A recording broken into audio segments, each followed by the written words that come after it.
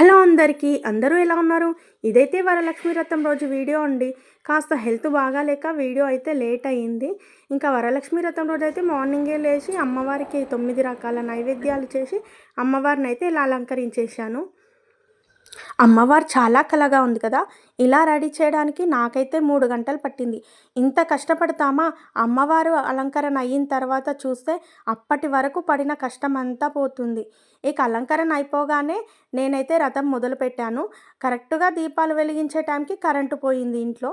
ఇంకా కాసేపు అయిన తర్వాత కరెంటొచ్చింది. అందుకే చీకట్లో దీపాల వెలుగులో అమ్మవారు చూడండి ఎలా కనిపిస్తుందో. నేనైతే వరలక్ష్మి వ్రతం బుక్‌లో చదువుతాను.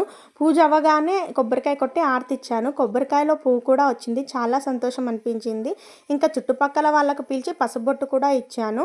కానీ లేట్ అవ్వడం వల్ల అయితే వీడియో తీయలేకపోయాను. ఇక్కడి వరకి చూశారు కదా! లైక్ చేయొచ్చు కదా!